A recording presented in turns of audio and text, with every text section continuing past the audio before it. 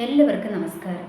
നമ്മൾക്കറിയാം, ഈ പൈശാചിക ശക്തികളുടെ ഒരു പ്രവർത്തന മേഖല എന്ന് പറയുന്നത് നമ്മൾക്ക് സങ്കല്പിക്കാൻ കഴിയാത്തതിനും അപ്പുറമാണ് എന്ന് നമ്മൾക്കറിയാം. കാരണം അത് ഈ അന്തരീക്ഷ മണ്ഡലത്തിൽ കിടന്നുകൊണ്ട്, അല്ലെങ്കിൽ ഈ ആത്മമണ്ഡലത്തിൽ കിടന്നുകൊണ്ട് ഈ പൈശാചിക മണ്ഡലം വല്ലാതെ കളിച്ചുകൊണ്ടിരിക്കുകയാണ്. അപ്പോൾ ചില ഇടങ്ങളിലൊക്കെ നമ്മളിങ്ങനെ പറയുന്ന കേട്ടിട്ടില്ല, ഇവിടെ താമസത്തിന് പറ്റുന്ന സ്ഥലമല്ല, ഇവിടെ താമസിക്കുവാൻ പറ്റുന്ന സ്ഥലമല്ല എന്ന് പറഞ്ഞ് ചിലരൊക്കെ ചില സ്ഥലങ്ങളെ ഉപേക്ഷിച്ച് പോകുന്നത് നമ്മൾ കണ്ടിട്ടുണ്ടല്ലേ. ചിലരെന്താണ്, ചില വീടുകൾ അതിനകത്ത് താമസിക്കുവാൻ പറ്റത്തില്ല, പിന്നെ എന്താണ്, അതിനകത്ത് പോക്കുവരത്തുണ്ട് എന്നൊക്കെ പറയുന്നത് നമ്മൾ കേട്ടിട്ടുണ്ടല്ലേ. അപ്പോൾ എന്താണ് ഈ പോക്കുവരത്ത് എന്ന് പറയുന്നത്? പോക്കുവരത്ത് എന്ന് പറയുന്നതും അതൊക്കെ യാഥാർത്ഥ്യമായിട്ടുള്ളതാണ്. എന്ന് വെച്ചാൽ ഈ പൈശാചിക മണ്ഡലത്തിലെ ചില റൂട്ടുകളുണ്ട്. ഈ പൈശാചിക മണ്ഡലം നമ്മൾക്കറിയാം, ഓരോ പൈശാചിക മണ്ഡലത്തിന് ഓരോ ഡിപ്പാർട്ട്മെൻറ്റുകളുണ്ട്. ഞാൻ പണ്ടെൻ്റെ വീഡിയോയിൽ ഞാൻ പറഞ്ഞിട്ടുണ്ട്, പരിശുദ്ധാത്മാവിനെ ഡ്യൂപ്ലിക്കേറ്റ് ചെയ്യുകയാണ് ആര് ചെയ്യുന്നത്? ഈ പിശാച് ചെയ്യുന്നത് അല്ലേ. അപ്പോൾ നമ്മുടെ പരിശുദ്ധാത്മാവിന് ഓരോ പല പല പല ഡിപ്പാർട്ട്മെൻറ്റുകളുണ്ട് എന്ന് പറയുന്നത് പോലെ തന്നെ പരിശുദ്ധാത്മാവിനെ ഡ്യൂപ്ലിക്കേറ്റ് ചെയ്തിട്ട് ഈ പൈശാചിക മണ്ഡലത്തിനും പല പല ഡിപ്പാർട്ട്മെൻറ്റുകളുണ്ട്. അപ്പോൾ ആ ഡിപ്പാർട്ട്മെൻറ്റിനെ നയിക്കുവാൻ വേണ്ടിയിട്ട് ഓരോ പൈശാചിക മണ്ഡലങ്ങളും ഉണ്ട്. ഓക്കെ, അപ്പോൾ ഇതിന് ചില ഇടങ്ങളിൽ ചില റൂട്ടുകൾ, ചില പോക്കുവരത്തുകൾ ഒക്കെ ഇതിനുണ്ട്. അപ്പോൾ ഇതിൻ്റെ ഈ റൂട്ടിന് തടസ്സമായിട്ട് ആരെങ്കിലും നിൽക്കുകയാണെങ്കിൽ അതിനെയൊക്കെ തകർക്കുന്ന ഒരു മെൻറ്റാലിറ്റി, അല്ലെങ്കിൽ അതിനെ നിർമൂലമാക്കി കളയുവാൻ, അല്ലെങ്കിൽ അതിനെ അവിടുന്ന് ഓടിച്ചു കളയുവാനൊക്കെയുള്ള ചില എന്താ പറയുക പ്രവർത്തനങ്ങളൊക്കെ ഈ പൈശാചിക മണ്ഡലങ്ങളിൽ ചെയ്തുകൊണ്ടേയിരിക്കും. അപ്പോൾ അത് ഡയറക്റ്റ് വന്നിട്ടായിരിക്കും അറ്റാക്ക് ചെയ്യുന്നത്. അത് പല വിധത്തിലായിരിക്കും. ചില രോഗങ്ങളുടെ രൂപത്തിലായിരിക്കും, അല്ലെങ്കിൽ ചില എന്താണ് സാമ്പത്തിക നഷ്ടങ്ങളുടെ രൂപത്തിലായിരിക്കും, നമ്മളുടെ മാനസിക നിലയെ തെറ്റിക്കുന്ന വിധത്തിലും, അങ്ങനെ പല വിധത്തിലൊക്കെ അത് കുടുംബങ്ങളെ ഇങ്ങനെ അല്ലെങ്കിൽ വ്യക്തികളെ ഇങ്ങനെ അറ്റാക്ക് ചെയ്തുകൊണ്ടിരിക്കും. എനിക്ക് തോന്നുന്നു ഈ കത്തോലിക്ക അച്ഛന്മാരൊക്കെ ഇങ്ങനെ ഒത്തിരി വീടുകളിലൊക്കെ ചെന്ന് അവരിങ്ങനെ പറഞ്ഞിട്ടുണ്ട്, നിങ്ങൾ ഈ സ്ഥലത്ത് നിന്ന് ചില വിഷയങ്ങളിൽ അവരിങ്ങനെ കുടുങ്ങി കിടക്കുമ്പോൾ അവരോട് പറയും, നിങ്ങളിവിടെ ഈ സ്ഥലത്ത്, കത്തോലിക്ക അച്ഛന്മാർ മാത്രമല്ല പാസ്റ്റർമാരും ഒക്കെ പറയുന്നത് കേട്ടിട്ടുണ്ട്. അവർ ഈ സ്ഥലം ഒരു വിഷയമാണ്, ഈ സ്ഥലത്തിന് ചില പ്രശ്നമുണ്ട് എന്നൊക്കെ പറയും.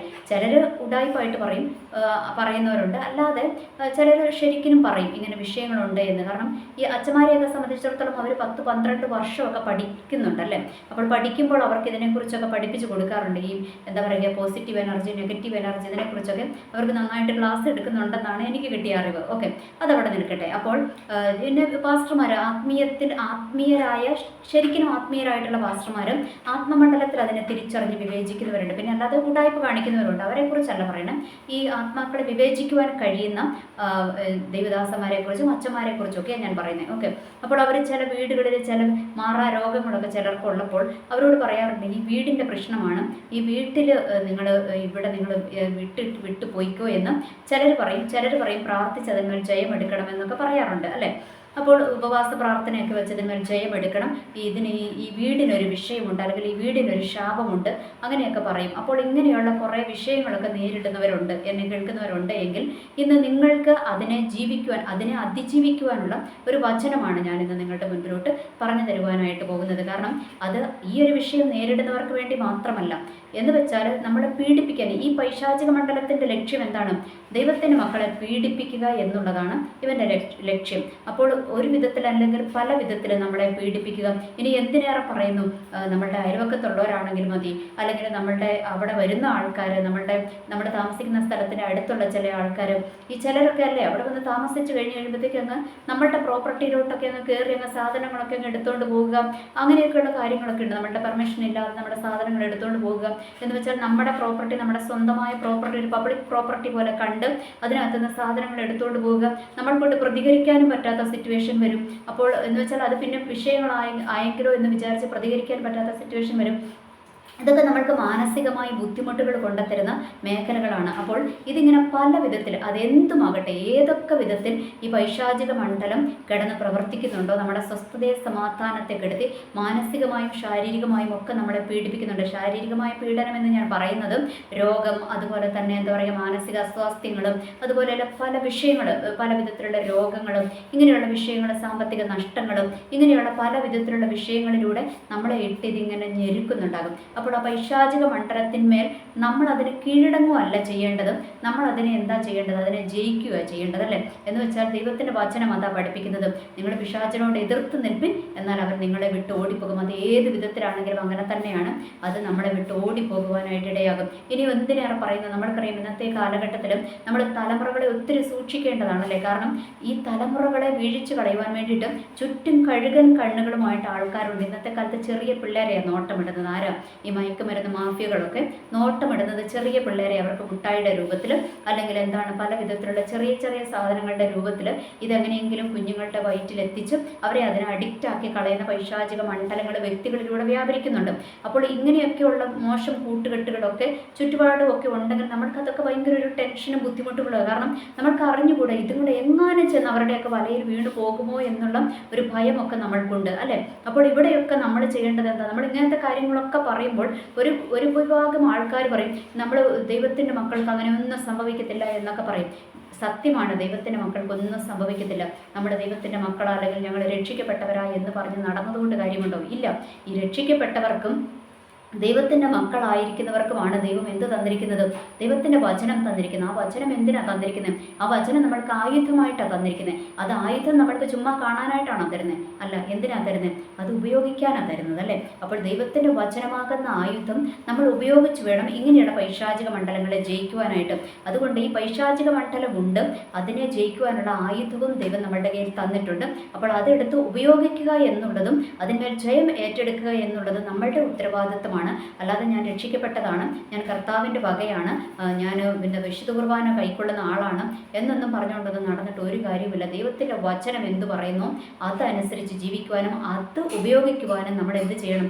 നമ്മൾ ശ്രമിക്കണം. അങ്ങനെയുള്ളവർക്കേ ജയമുള്ളൂ. അല്ല എങ്കിലും നമ്മളിങ്ങനെ പറഞ്ഞുകൊണ്ട് എടുക്കും, അവസാനം എന്തെങ്കിലുമൊക്കെ വന്ന് ജീവിതത്തിൻ്റെ വിഷയങ്ങളിലേക്ക് വന്നു കഴിയുമ്പോൾ പിന്നെ കൈയും കാലോട്ട് അടിച്ചിട്ട് കാര്യമില്ല.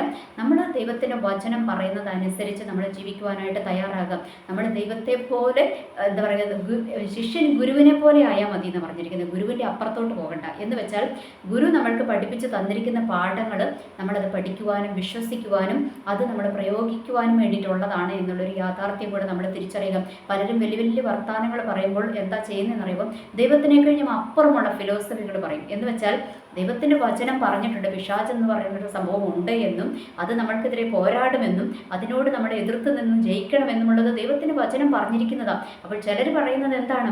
അതൊക്കെ ഒരു പൈശാചിക തന്ത്രമാണ്. കാരണം അവരെതിരെ ആരും എന്താ പറയുക ആയുധം ഉപയോഗിക്കാതിരിക്കുവാൻ വേണ്ടിയിട്ട് ഈ പിശാച് തന്നെ ചില വ്യക്തികളെയും കൊണ്ട് പറയിപ്പിക്കുന്നതാണ്. അങ്ങനെയൊന്നുമില്ല, രക്ഷിക്കപ്പെട്ടവർക്ക് അല്ലെങ്കിൽ കർത്താവിനെ ആരാധിക്കുന്നവർക്ക് ഒരു പ്രശ്നങ്ങളും ഇല്ല എന്നൊക്കെ ഇങ്ങനെ പറഞ്ഞിരിക്കുകയാണ്. ദൈവം തന്നെ പറഞ്ഞിട്ടുണ്ട്, ലോകത്തിൽ നിങ്ങൾക്ക് കഷ്ടമുണ്ട് എങ്കിലും ധൈര്യപ്പെടുവിൻ, ഞാൻ ലോകത്തെ ജയിച്ചിരിക്കുന്നു. പിന്നെ എന്താണ്? പിശാചിനോട് എതിർത്ത് നിൽപ്പിൻ, അതാ പറഞ്ഞിരിക്കുന്നത്, അല്ലേ? പൗലോസ്ലീഹ എന്താ പറഞ്ഞു വെച്ചിരിക്കുന്നത്? പൗലോസ് അപ്പസ്തോലനും ഇത് തന്നെയാണ് പറഞ്ഞു വെച്ചിരിക്കുന്നത്. എന്താ പറഞ്ഞു വെച്ചിരിക്കുന്നത്? വാഴ്ചകളോടും അധികാരങ്ങളോടും സ്വർലോകങ്ങളിലെ ദുഷ്ടാത്മസേനയോട് നമ്മൾക്ക് പോരാട്ടമുണ്ട്, അതാ പറഞ്ഞു വെച്ചിരിക്കുന്നത്. അപ്പോൾ ഇതിനോട് നമ്മൾ പോരാടണം എന്നുള്ളത് ദൈവത്തിൻ്റെ വചനം നമ്മളെ പഠിപ്പിക്കുന്നതാണ്. അപ്പോൾ അതിന് അപ്പുറമായിട്ടുള്ളൊരു പഠിപ്പീരിലോട്ട് നമ്മൾ പോകേണ്ട കാര്യമില്ല. വചനം എന്ത് പറയുന്നു ആ വചനത്തിനകത്ത് നിൽക്കുവാനായിട്ട് നമ്മൾ തയ്യാറാകുക. ഓക്കെ, അപ്പോൾ ഞാൻ വചനം ഏതാണെന്ന് പറഞ്ഞു തരാം. അത് സക്കറിയ പ്രവാചകൻ്റെ പുസ്തകം, സക്കറിയാവിൻ്റെ പുസ്തകം എന്താണ് 9-ാം അധ്യായം അതിൻ്റെ 8-ാമത്തെ വാക്യമാണ്.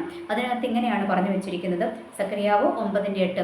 ആരും പോക്കുവരത്ത് ചെയ്യാതിരിക്കേണ്ടതിന് ഞാനൊരു പട്ടാളമായി എൻ്റെ ആലയത്തിന് ചുറ്റും പാളയമിറങ്ങും, ഇനി ഒരു പീഡകനും അവരുടെ ഇടയിൽ കടക്കുകയില്ല എന്നാണ് ആ വചനം പറഞ്ഞു വെച്ചിരിക്കുന്നത്. എന്ന് വെച്ചാൽ ആരും പോക്കുവരത്ത് ചെയ്യാതിരിക്കേണ്ടതിന്, അത് പൈശാചിക മണ്ഡലമാകാം, നമ്മളെ പീഡിപ്പിക്കുന്ന വ്യക്തികളാകാം, നമ്മളെ ദണ്ഡിപ്പിക്കുന്ന വ്യക്തികളാകാം, അങ്ങനെയുള്ളവരൊന്നും പോക്കുവരത്ത് നടത്താതിരിക്കേണ്ടതിന് ദൈവം എന്ത് ചെയ്യുമെന്നാണ് പറഞ്ഞിരിക്കുന്നത്? നമ്മുടെ ആലയത്തിന് ചുറ്റും ദൈവം തീമതിരായിട്ടൊരു പട്ടാളമായിട്ട് ഇറങ്ങുമെന്നാണ് പറഞ്ഞിരിക്കുന്നത്. പട്ടാളം ഇറങ്ങിക്കഴിഞ്ഞാൽ ഈ ആരെങ്കിലും നിൽക്കുമോ?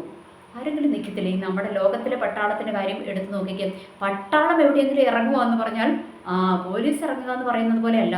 പട്ടാളം ഇറങ്ങുക എന്ന് പറഞ്ഞു കഴിഞ്ഞാൽ ഏത് രാഷ്ട്രീയക്കാരനും ഏത് സമരം ചെയ്യാൻ വരുന്നവനും എന്ത് ചെയ്യും? ഓടും. എന്തിനാ ഓടുന്നത്? കാരണം പട്ടാളത്തിന് ഫുൾ പവറാ. അവരുടെ കയ്യിൽ എന്തുണ്ട്? അവരുടെ കയ്യിൽ തോക്കുമുണ്ട്. അത് വേണമെങ്കിൽ അവർക്ക് എന്തിനാ കാണാനല്ല കൊടുത്തേക്കുന്നത്, അത് അവർക്ക് ഉപയോഗിക്കാനാണ് കൊടുത്തിരിക്കുന്നത്. അതുകൊണ്ട് ഇവർ പട്ടാളം ഇറങ്ങുക എന്ന് പറഞ്ഞു കഴിയുമ്പോഴത്തേക്കും എന്താണ്, എല്ലാവരും ഓടും. അപ്പോൾ ഓർക്കുക, ദൈവം നമ്മൾക്ക് വേണ്ടി ഇറക്കിയിരിക്കുന്നത് ദൈവത്തിനും ഉണ്ട് കേട്ടോ. ദൈവത്തിൻ്റെ ദൂതന്മാരിൽ പല പല പല പല സെക്ഷൻസ് ഉണ്ട്. അപ്പോൾ ഈ പട്ടാളം എന്ന് പറയുന്നത് ഒരു ഹയർ ലെവലിൽ നിൽക്കുന്നതാണ്. അപ്പോൾ ഈ പട്ടാളത്തിന് ദൈവം അങ്ങ് ഇറക്കുകയാണെന്ന് വെച്ചാൽ ഉരുപ്പിടിച്ച് വാളുമായിട്ടൊക്കെ നിൽക്കുന്ന ദൂതന്മാർ അല്ലേ. അപ്പോൾ അങ്ങനെ ദൂതന്മാരെ കുറിച്ചൊക്കെ നമ്മൾ വായിച്ചിട്ടില്ലേ വിശുദ്ധ ബൈബിളിനകത്ത്.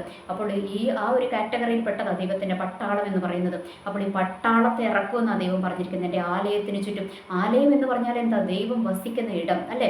അത് നമ്മളുടെ ഉള്ളിൽ ദൈവത്തിൻ്റെ പരിശുദ്ധാത്മാവ് വസിക്കുമ്പോൾ നമ്മളുടെ ശരീരം എന്താണ്, ദൈവത്തിൻ്റെ ആലയമാണ്. അതുപോലെ തന്നെ ദൈവം വസിക്കുന്ന നമ്മളുടെ ഒരു എന്താ പറയുക, നമ്മളുടെ കുടുംബത്തിനകത്ത് ദൈവ സാന്നിധ്യം ഇറങ്ങിയിട്ടുണ്ടെങ്കിൽ എന്താണ്, അവിടെയും അതും ദൈവത്തിൻ്റെ ആലയമാണ്.